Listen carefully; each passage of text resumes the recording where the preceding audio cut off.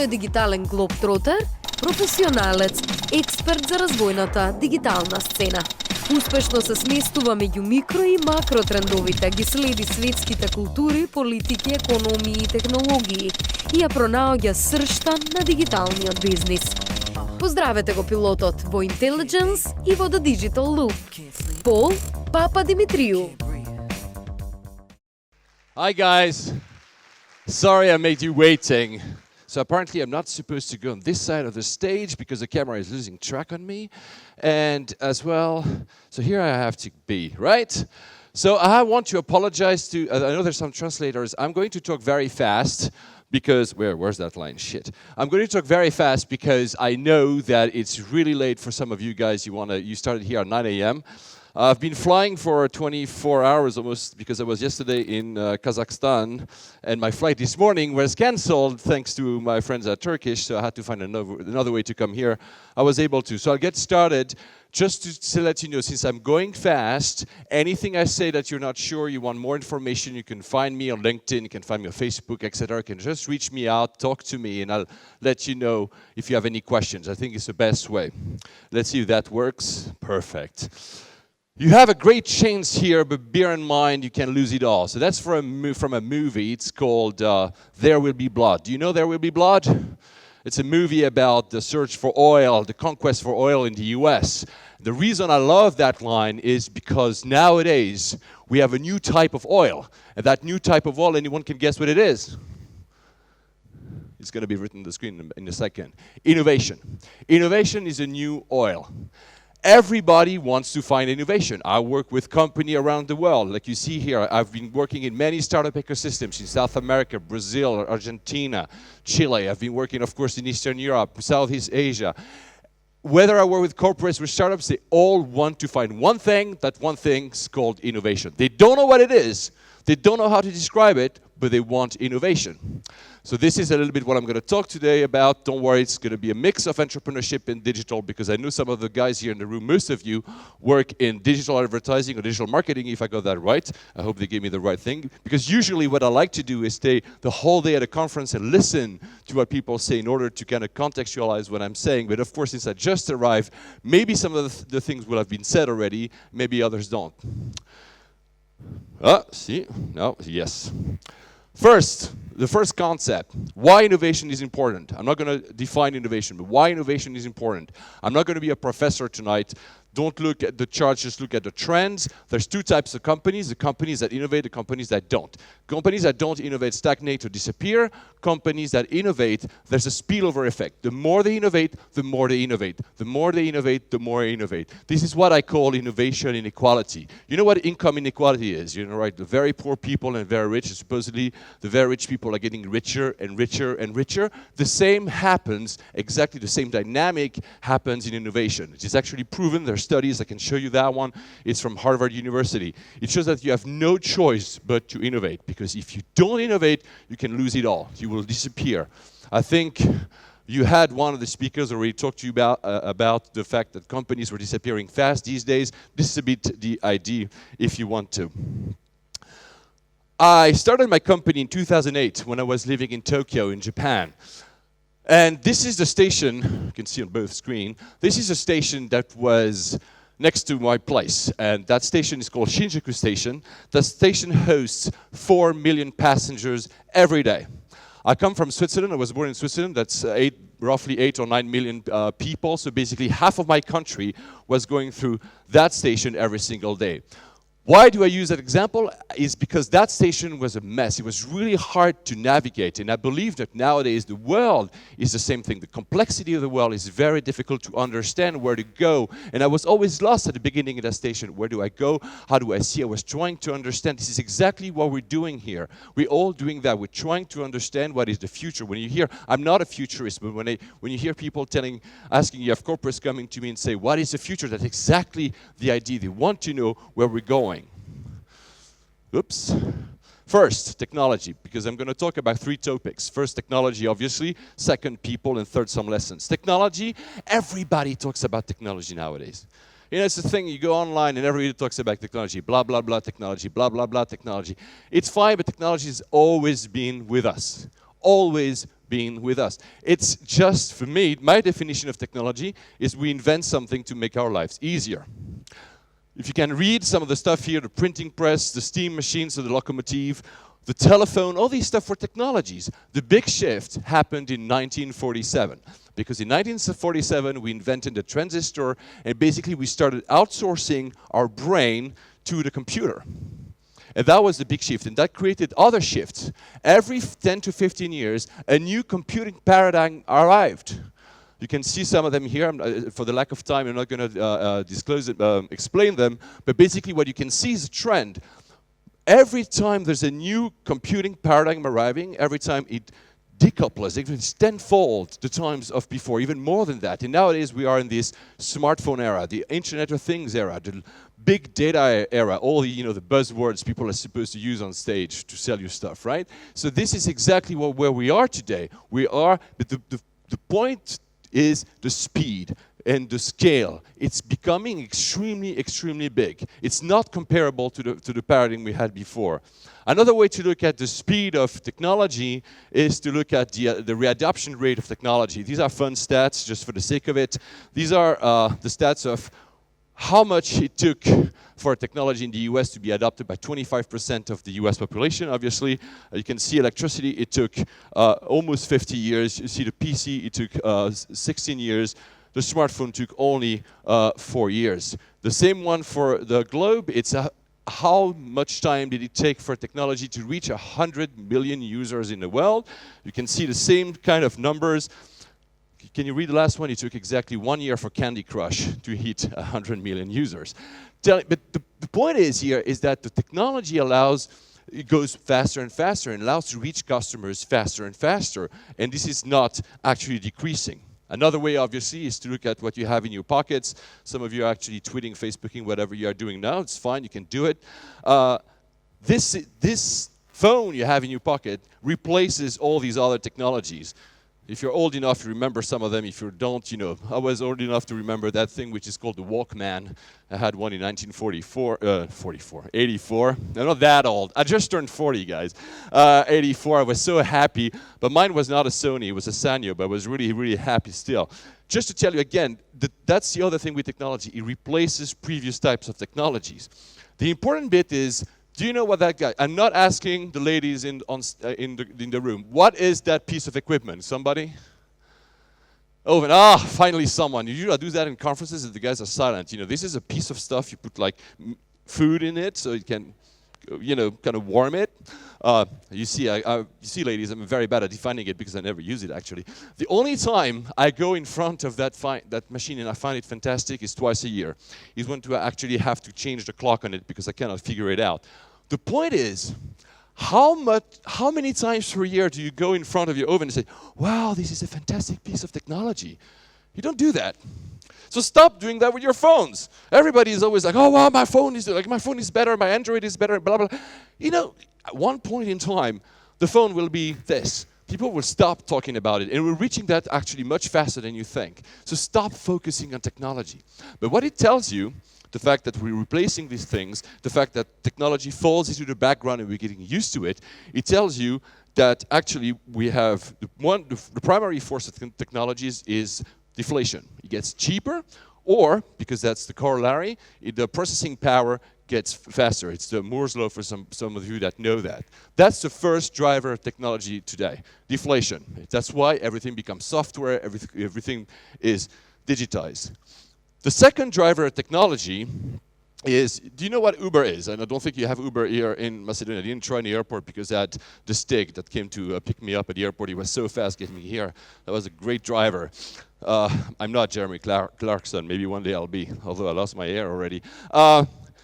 When you use Uber, the fact is that Uber uses technologies that are already existing before them. Of course, there's a smartphone, but a smartphone uses GPS, which was invented before, and of course the cell network, the fact that you can talk to cell towers, meaning that the other driver of technology is actually platforms. Nowadays, everything is built upon other, and every time we build on a newer layer of technology, we create newer type of applications.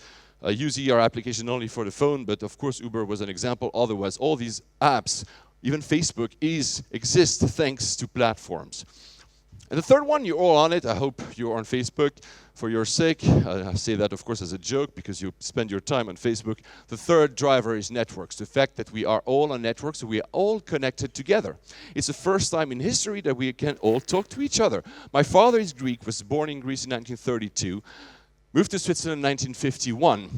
To reach his parents, he could make one phone call a year, that's about it, otherwise it was too expensive. And when he wanted to travel back to Greece to see his parents, that took him 48 hours, actually through what is nowadays ex-Yugoslavia by train. This is amazing. I was living in Japan, I could talk, this is the time I offered my dad a computer, a Mac, obviously, and I said, you know, Dad, look, there's only one app, it's called Skype. You're going to use that to talk to me. This is the third power of technology, the fact that we all connected to each other. And that changes the world we live in. I'll come to it in a second, if my slides want to go on, of course. This is Manila in the Philippines. It's another place I've lived after Japan. It's an emerging country, very different dynamic from, of course, Macedonia. But emerging countries have different dynamics, but what they reminded me, because I've traveled in a lot of them, is that what we should be centered on is people. As George has told you, let's forget about technology a bit, we should think about people. This is what I want to do now, to talk about technology at the end should serve us as people. We should think us first. This is not me. I wish I was that well built and be next to the swimming pool. Of course, I was in Astana, so it was minus 17, so it's not really a swimming pool. My slides are not advancing anymore. Here you go. You know that everybody uses these kind of stats nowadays. You know, what happens in a single minute on the internet? So I'm not going to go through all of them, you know, 300 hours of YouTube uploads, etc., etc. You read them. If you don't, I can send them to you. I love the last one, 50 billion WhatsApp messages are exchanged every single minute on the internet. These are fun stats. Yeah, it's cool to tell them on stage. People are like, wow, it's cool. And you have nice infographics online. You can share them, and you share them on Facebook and Twitter, etc. And you look very smart because you just give really good numbers. But they don't really actually matter. What matters is what I told you before, that the technology goes faster, but it doesn't really matter that we actually share all this stuff. And that creates what? A lot of marketers go and use this. You know that, right? So supposedly nowadays, the millennials are the new generation we should be careful about, and you know, we're not sure about what they do. And some people, because they were just born just before 1980, you know, they're just too old to understand, and this is bullshit. This is really bullshit. First of all, there's one mistake. The guy who invented the Gen X was stupid because we're already running out of letters. We don't know what we're going to tell name the next generation. But the matter of the fact is, first of all, it's very Americanized. It's a very American-centric type of mentality to think that, because of course, look where we are. There's no pre-80, etc. Here, maybe we can talk about a shift between, you know, the end of the 90s and the beginning of the 2000s, because of all the crises you've got. But there's no such thing, so forget about that. And that applies to, even in a country like the UK where I live now, this doesn't really truly apply. What actually matters is that we all have means of creation and means of production that nobody else had in the past. Remember this morning when you wrote your Facebook update or whichever, it was so easy to do. And in a single second, you were able to reach for the entire world. This is what matters. And you know what? Telling that supposedly millennials are better at it because they were born with a phone. So what? So because your dad was born with a television, you're supposed to be a TV producer? That doesn't make any sense. So stop believing that. There are different dynamics, obviously, with the youth, but there's always been different dynamics in the youth. Every generation thinks that the next one is like, oh, come on, they don't get it. And of course, the youth think that the old are just old farts. So that's normal. What matters is actually the speed of technology. So stop thinking about millennials. It's not interesting. What is interesting is the mindset of the youth, if we want to talk about it. But the youth actually expands much further than that. They are the entrepreneurs, the people that take risks, the people that ignite new ideas, the people that break the rules. They do break the rules. I'm not calling here to actually break the law, but they do break the rules. And that's why they succeed so well. And this is a mentality I've seen in every single place I've traveled to, all around the world. And I'm sure here, I've just arrived, I haven't met any of you, but there are people like that. And this is thanks to the technologies we've talked earlier. But not only. What do they see? They see these kind of stats. The fastest growing stock in the automotive industry is a company run by a software engineer. That's an easy one. Can you tell me? Correct, thank you. I was able to have a sip. It's Tesla, right? This one, the biggest retailer in the world is a digital marketplace with no inventory. Trick question. Go ahead. Not Amazon, that's the other one. Alibaba, correct. Actually, they made just a huge record, I think 2 days ago in China. There's no inventory. Look, this is the kind of thing that people that are born today will live with. This is the kind of foundation they'll have. They don't think about retail, for instance, in an example with the same that I did when I was born. There was no internet when I was born. I only got it in 1994. The world's largest accommodation provider owns no real estate. Very easy. Yes, thank you, Airbnb. The other thing that is interesting is not only that they see these type of new business models, is they see also another thing here. Look, Skype launched in 2003. Less than 10 years later, they grabbed 40% of international calls. What does that tell you? It tells you something about speed. In 10 years, a company is able to grab a market by 40%. And I think my microphone is hitting on my mouse. Sorry, sound producer over there. So this is the speed. This is what matters extremely in that example. The other example is, of course, you know what WhatsApp is, right? I know you use Viber here most of the time, right? Is that correct? But you know, WhatsApp is very similar. So WhatsApp launched in 2009, so it's very recent. 5 years later, there was more messages exchanged on WhatsApp than there are SMS in the world. This is, again, in 5 years, a company is able to disrupt an entire market. So when you're born and you see that, you're like, I want to do the same. I can actually change the world by myself. But you know what matters in that example even more? You know how many employees they were when they sold to Facebook and when they actually overtook SMS? So you know, there were 55.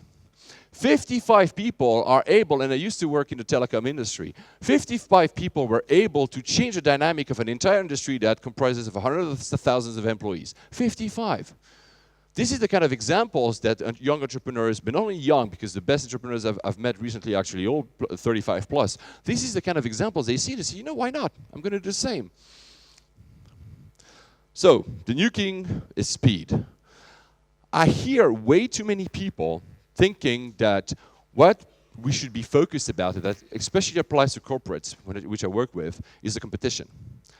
Competition doesn't matter. What matters is speed. Because if you look at the competition, you'll never see that young startup that is about to disrupt you. If you only think about the competition, you're going to look at people that are like you. And that's never a good thing. You don't want to be looking at the number 2 if you're number 1 or the number 1 if you're number 2. You want to be aware of what's going to happen by somebody who's going to grab my market, like the example of Skype or WhatsApp. This is the very important bit here. There's never been as easy to put a 92 life. Some of you, maybe you create apps. Imagine the time you have to go to market to create an app nowadays compared to the go-to-market for software even like 15 years ago. It's extremely easy. And it's extremely cheap as well compared to what it used to be. I know it doesn't seem sometimes when you do contracts like, oh, this is too expensive. But honestly, on the large scale of the thing, it's extremely, extremely cheap. The other thing it matters is that it shows, and people are believing that more and more, that ideas matter more than money. I know it's a very privileged and very easy thing to say. But if it's possible to change the world by 55 people, imagine how much the idea is more important as the money. They were fighting an industry, they were not even fighting because they couldn't care less, but they were fighting an industry that had billions of dollars, and there were 55 guys. At the beginning, there were only 2, and they were able to disrupt an industry. So ideas are matter much more than money. The world scales faster than ever. I don't know where I have to, oh, there you go. The other thing is that institutions are not keeping up. So we're losing trust in institutions. So when I say institutions, I mean what? Government. We do not trust the government to, you know, it used to be for a very long time, all of us, I don't know about you, but especially in the West, we were like, you know what? The government will provide us jobs, the government will provide us stability. It's bullshit.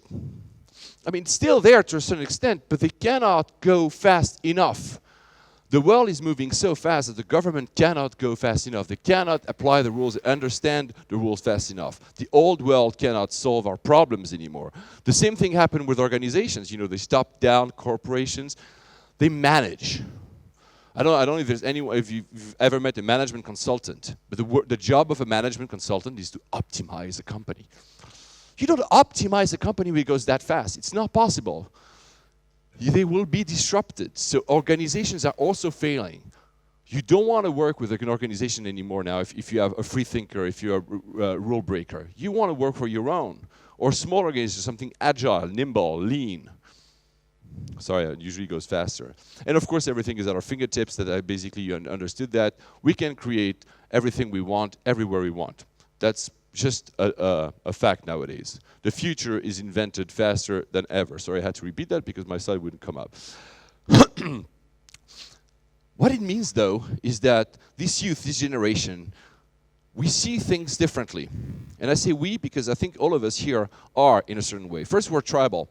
We don't, although, you know, the fact that you are Macedonians or etc. still matters, you feel a tribe. You like your like-minded people. There's people you can find because you can find them online. Then you're nomadic. It's possible to travel. I know it's difficult. I know that in the country here in Eastern Europe, sometimes you have visa problems. But I mean, it's possible. You don't require 48 hours to go from Switzerland to Greece. You can use EasyJet and travel around Europe, meaning it's possible to be nomadic. And finally, singular, meaning you can believe, and actually for the first time it happens, that you can be whoever you want to be. And that's the first time ever in history that not only we say it, but we can do it. Because you have the tools to create your own companies. I'm sure you had great examples here on stage today of people who created their own companies. These would have not existed 20 years ago. I mean, some. But for instance, there's, the ex-mayor of New York, Bloomberg. He created a company in 1982, but he had millions and millions of dollars of startup investment. You don't need that anymore. It was saying exactly the same thing I was saying today. For me, it's the biggest opportunity ever for emerging markets. Because it used to be that you had to be in London, you had to be in New York, wherever, whichever city you want to name it. Now, because of this distributed world, you can actually start great things from almost anywhere. I say almost, I'll tell you why, not completely fully. I know it's a bit of a dream, it's something that's coming, but it's really something that is coming. You can start stuff from here. I've seen entrepreneurs doing amazing things from Ukraine. I've done amazing entrepreneurs doing things in Lebanon. Lebanon is bombed regularly. There was actually two bombings the other day. And they still create amazing stuff that is being sold and acquired by big companies that have a massive amount of customers. That was not possible before. And you can do that in any type of market. So don't feel little because you're in a small market in the CE. I'm not saying that, I'm not assuming that you are little. I'm saying maybe because I see that dynamic often in small markets, like, yeah, but it's too small. It doesn't matter anymore. Not fully, at least. So my heart, yalla. This is London, as you can recognize, and if you wait long enough, you'll see a guy that will pick his nose in the tube.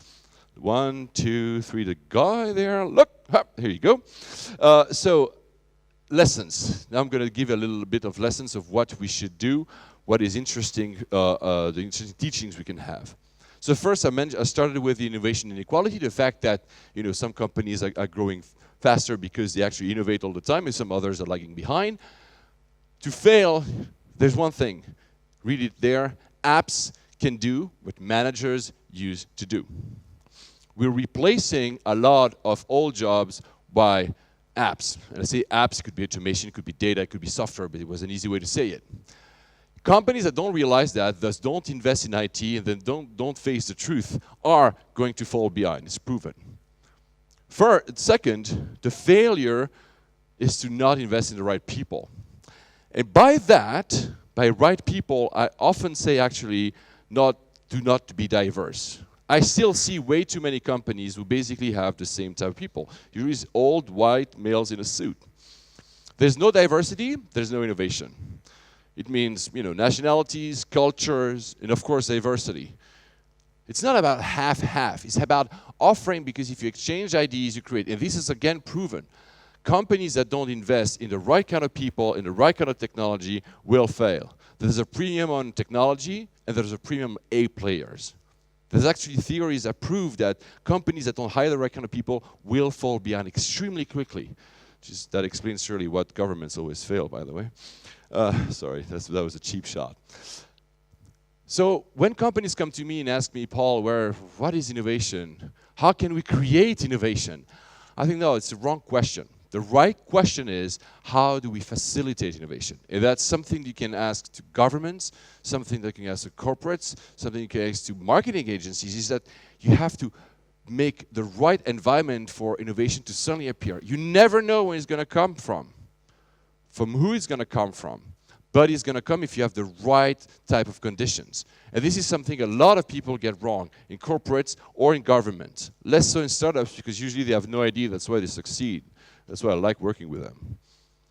So you need to allow for, when I say you, it's this time I'm talking to the country, and there's no such person as a country, but I believe that as an entity, you can move things. And I've seen that happening in some countries, because I've been tracking some ecosystems for the past 8 to 9 years, and there's been big changes. So how do you do that? I'm not going to go through all of them because of the lack of time, but basically, like I said, innovation needs global customer base. You can do that. Don't feel small. You can reach customers. I still see way too many companies that think only for the local market or extended as in the 3 or 4 countries around them. There was this company in Poland that, there's a rumor that Alibaba, which I mentioned earlier, wanted to acquire it for $10 billion. A company in Poland. Poland is not a great startup ecosystem. Poland is not known. It's not Madison Avenue in New York for great, marketers and advertising. Still, Alibaba wants to buy this company for $10 billion. It means it's possible because you know what? They stopped thinking we're polished. They're proud to be polished, but they stopped thinking we're polished, so this is our market. And by the way, the reason that more and more good startups are coming in Europe, because for a long time we were lagging behind the US, is because Europeans have started to stop thinking about borders. Stop thinking, you know what? We're global.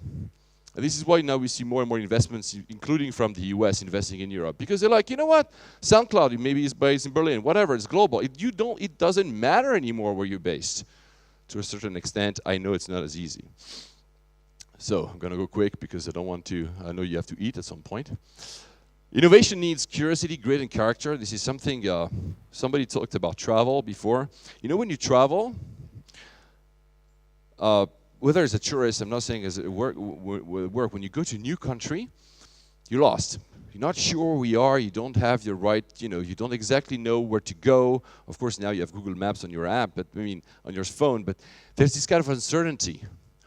The same thing is with innovation. People that are not afraid to go in new countries, in new territories, and try stuff are the same that the good travelers. Good travelers are people that just go and say, whatever, I'll find out. I'm like a cat, I'm going to fall back on my feet. The same thing. So if you're a good traveler, chances are you're a good innovator as well. Because you're okay to invent, you're okay not to be sure. You're even okay to build a parachute on the way down when you fall from a plane. So tell your government to get moving. There's no way you can do that without your government. I know most of the people hate the government, says, I'm not. It's too easy to say, get out of the way. No. You have to get them moving. There are many ways, and I don't have time to tell you tonight, but there are many ways to actually try to get them moving. It's not get out of the way, it's trying to make them understand by simple steps. There's an example I love, of course, does not apply here, and I know it's not from an emerging country. In the US, NASA has just released 1,200 patents for free for startups. It doesn't cost almost anything to the government to do that. So it's not a big step. It's not like changing the whole rules, etc. But these small steps, or like opening the data for public transportation. I don't know the quality of public transportation here. Okay, fine. But these small steps do not cost a lot of money to government, or almost nil. But when they do, they realize that, people are creating apps to find where there's next bus.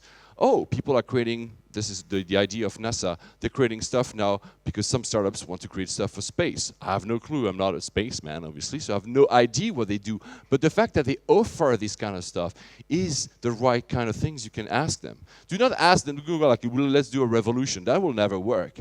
But by doing small steps like this that are not costly for the government, they say, whatever, you get, take your stuff here, we don't care. That's fine. I have no time, so I'm going to go quick. The corporates, you have to do your job.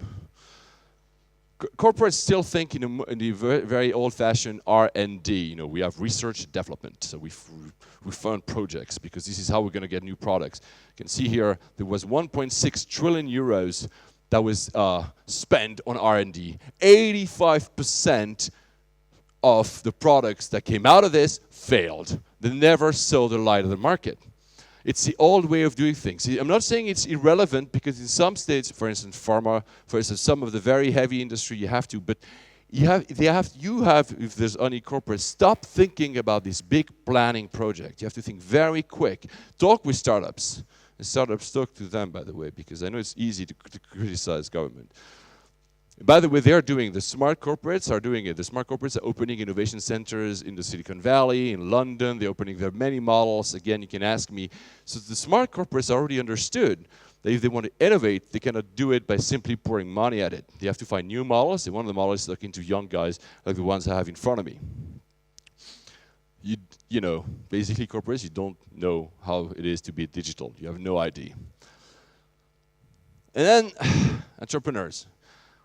Marketers, whoever you are, you're in small agencies. You know what? The most thing you do, and that really pisses me off, you complain. This doesn't work, and this market is so small, the government sucks, the corporates won't listen, and I know, yeah, but you know what? It's the same thing even in London, even in Tokyo, even in Shanghai. Everywhere there's the same thing. So you have to stop thinking like this. You have to stop complaining. And I see that especially in emerging markets, it's just complaining. Don't complain. Start working together. Maybe at the beginning it won't provide immediately revenues and money, but work together. The best people, the best companies I know, the best ecosystems I know, is simply where people work together. They work together for a better good. And it happens. The other thing that I would say, and I'll say it, is that don't forget your roots. Never, some of you might be extremely successful, or will be extremely successful, I hope so, and one day you maybe leave this country, and that's fine. I come from a country, Greece, a lot of people left. Lebanon is the same thing, but a lot of people left. They make a lot of money outside. Come back. Come back. Give back. Again, the best ecosystems I know are where people give back. I know sometimes because you were complaining, say, I don't want to see them anymore. No, you have to come back. It's only there that this country, like other countries I've seen, will grow. Is that if the successful keep coming back and help, not help the government, and not help for money, they just come back to help because they say, you know what, I was from here, I'm going to make sure this place gets better. So you have to come back. Yeah, and last one, you're going to read it. You're not fucking Steve Jobs. That's the thing I hate the most probably is that a lot of people I met, like they believe they're so fucking smart. No, we're not. I am not Steve Jobs, and that's fine. The reason here is not because maybe some of you will be Steve Jobs or another Steve Jobs, and I thank you and I congratulate you, but that's a wrong attitude. Just not stop copying. It's nice to have heroes, it's nice to have people that inspire you, but stop pretending you're one. Because he actually blocks you. He pisses me off, but that doesn't matter. But he blocks you from going where you want. It makes you an asshole as well, to be honest. I've seen that way too many times. I don't know where I have to click with this, so maybe here. But you can have fun. And when I say have fun, and that applies to every kind of job, I know it's not something that a lot of people say in this industry, but for me it's okay to copy. It's okay to copy, and it's okay to copy. It's okay to copy products that come from somewhere else. It's okay to copy products from the competition. It's okay. You know what? Because at the end, if you do it better, you're going to win. Stop listening to people that tell you that if you copy, it's not true. It's okay to copy. It's okay to copy. I repeat it as much as you want. It's okay to copy. Make it better, you'll win. Doesn't matter. It's not a thing about fairness. Everybody copies each other if they don't admit to. They just pretend that they're like some kind of freaking genius or some kind of Steve Jobs who was copying, by the way. Talk to people, but I'm going to go there. And the first thing, never, the only thing that matters is the customer, the customer, the customer, the customer, the customer, the customer, the customer, the freaking customer. So today I just added that slide because today I flew, of course, and it was a madness, crazy. It was just doesn't have... think about the customer as someone that flies. You've all flown once in your lifetime, at least I hope. Maybe it was a shitty experience, maybe it was a great experience. But the great companies, whether you're selling a product, whether you're doing a campaign, you think about the customer in ways like this. This is Virgin America. You break down the journey of the customer. You think, what is the customer doing? And you don't try to solve it all, but at least you know. Airlines know, for instance, that when you arrive in the aircraft, you might already be pissed off because you spend way too much time at security. They know that they have no control whatsoever, but they're going to try to create delights in some of the points there, but not all of them. The best companies are companies that only think about one single bit of the journey and try to solve that one. Whether you're a startup, whether you're selling something, you have to sell them happiness. It is only one point you can solve at a time, not the whole big picture. So when I say think about the customer, think about how they live. Think about yourself. I use the airline because it's the easiest way, because I know everybody's taken a plane once in their life. Think about what experience it can be and how it could be better. That's exactly what you do when you think about the customer. No time, so click the lady, we'll wait. Maybe we'll have a drink with her tonight. This is basically what you want. You want to create this kind of virtuous cycle of happiness. By happiness, I define not happiness like full happiness, yeah, great, forever and ever. I'm talking more about these small moments that make a customer happy. This is how you create them. You create them, and you can create this kind of culture of innovation in a company. Because every time you think about a customer, and you make the customer his life better, and you remember what I said at the beginning, technology is about making our lives better. If you have these two, you're making success. And by making this success, you create this virtuous cycle. I'm going to send it to you because I have no time to go over it. You can innovate by being who you already are. Again, do not think to think about someone else to be. This I'm going to skip because, again, I don't want to bore you tonight. But have you seen the movie called Any Given Sunday? Oh God, no one has seen it. It's a movie about football, but American football. I'm going to send you the YouTube of, there's one speech by Al Pacino, that movie, that lasts for about a minute. That is probably one of the best fucking speeches I've ever heard in my life. It says at one point that all life is a game of inches. Innovation is a game of inches. The world is too complex to think that you're going to win it all. The world is too complex that you can think that you're going to be able to put away the competition. The world is too complex to think that there are silver bullets, there's one way to arrive at success. But one thing is for sure is that with a game of inch and with a team, you can arrive at success. And again, most of the ecosystems is because of people have worked together, those who have been successful. Companies, people have worked together. Partners, between corporates, startups, for instance, partners between agencies and corporates. It's because you work together and you realize the game of inches that you are successful. And I'm going to send you that video if you want it, because it's really fantastic. Innovation comes from divergence and not convergence. On purpose, I put a woman, sorry, because when I say that, sometimes people think I call boy, man, and girl, women, so sorry. On purpose, because I believe this century, and I'm not saying that just because I want to be popular, I believe this century, and probably this millennia, belongs to women and not to us. I'm an old dinosaur, I will disappear, and that's fine, I'm very fine with that. We need more divergence. Stop thinking alike. I know that sometimes it's harder in smaller entities, smaller countries, but stop thinking alike. Again, the most successful companies, the most successful ecosystems, the most successful countries are the most diverse countries. You have to accept difference, but this divergence, if you didn't understand the word, you have to accept that difference in order to create innovation, in order to go forward. So stop being like each other. Be yourself, and you can be yourself because it's so easy nowadays. I know it's not fully easy, I get it, but it's possible. When I was a kid at school, I was bullied. It's fine. But you know what? Because I was not thinking like the others. But, I had no choice. I was the different kid in the classroom. I'm fine with that nowadays. Don't worry about it. But today, If you are that same person that is different, you can find someone who's going to agree with you, whether that person is in China or in South Korea or in Argentina. It's possible. You'll find that, oh wow, after all, it's okay that I'm being myself. I'm not talking about being an asshole, I'm talking about being yourself. It's okay to have different ideas and try them. All the successful people have different ideas and have tried them. Always, always, always. Rule number 1 is always the end. I reassure you, beers are coming. Or we go on for a beer afterwards. Innovation starts by disrupting yourself.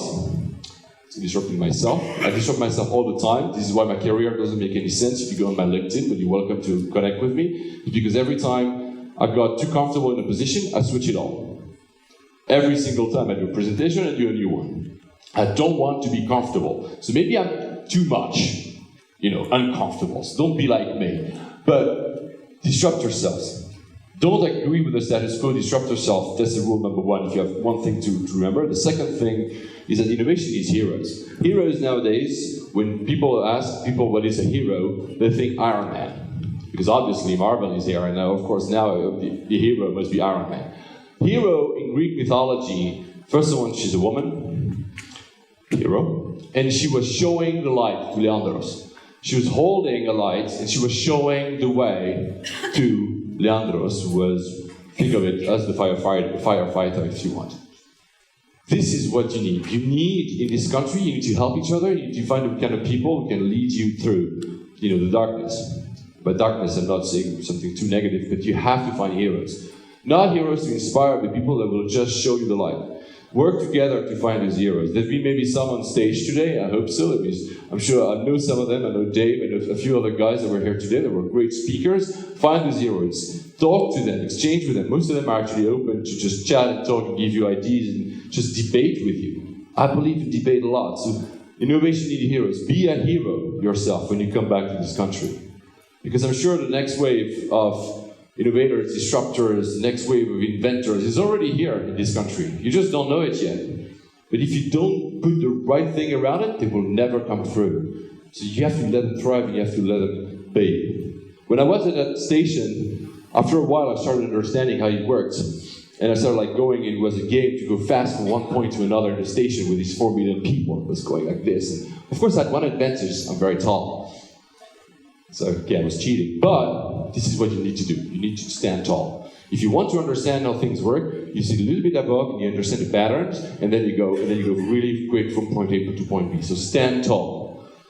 Do you want to win or do you want to lose? Thank you very much.